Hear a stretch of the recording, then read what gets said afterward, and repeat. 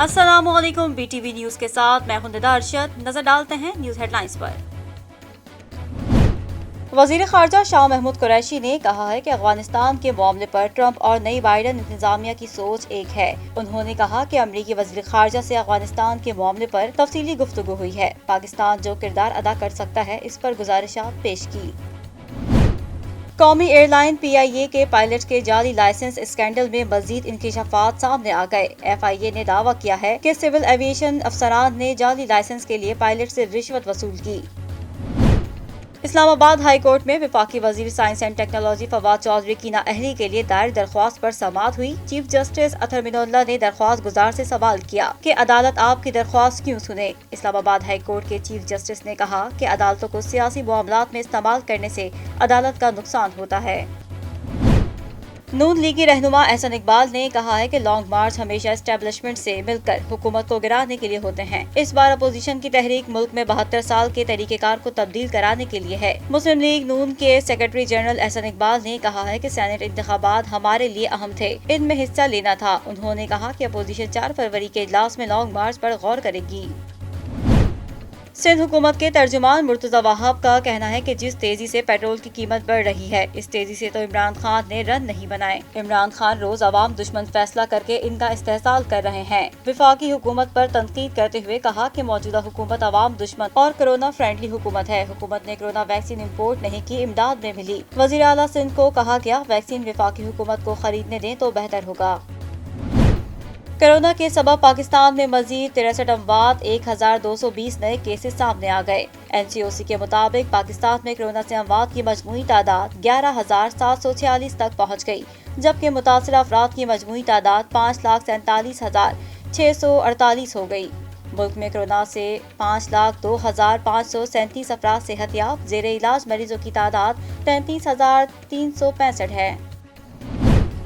बलोचिस्तान के इलाके उथल में तेज रफ्तार कोच उलट गई, जिसके नतीजे में खवातीन और बच्चों समेत 14 अफराद जाँ बहक और 9 जख्मी हो गए। लेविस जराये के मुताबिक मुसाफिर कोच पंजगोर से कराची जा रही थी कि उथल में सकिन के इलाके में व्यारो फार्म के करीब तेज रफ्तारी के बायस हादसे का शिकार हो गई।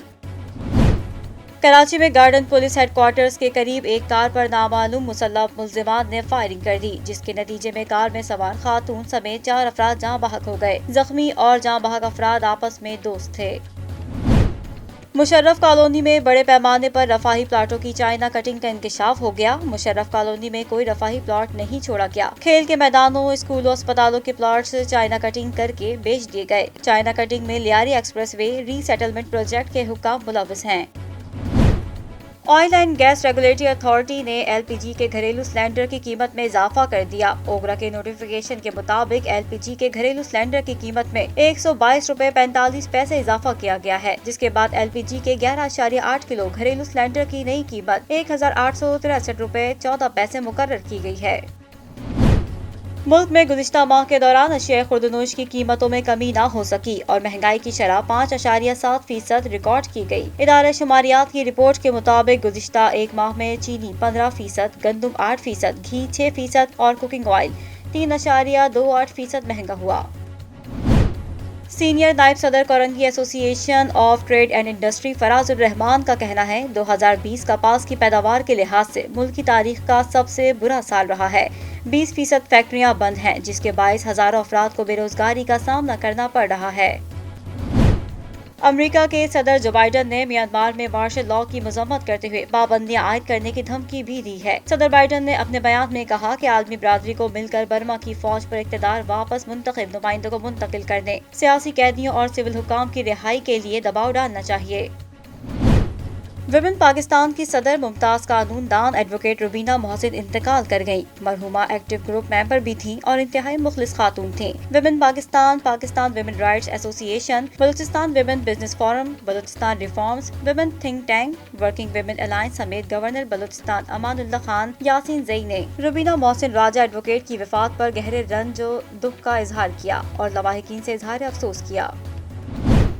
इंटरनेशनल क्रिकेट काउंसिल ने गवादर क्रिकेट स्टेडियम को दुनिया का खूबसूरत तरीन स्टेडियम करार दे दिया। ICC ने गवादर क्रिकेट स्टेडियम के खूबसूरत मंजर की तस्वीर को ट्वीट किया, जिससे कुछ हिंदुस्तानियों ने दावा किया कि इनके स्टेडियम गवादर के स्टेडियम से कहीं ज्यादा खूबसूरत हैं।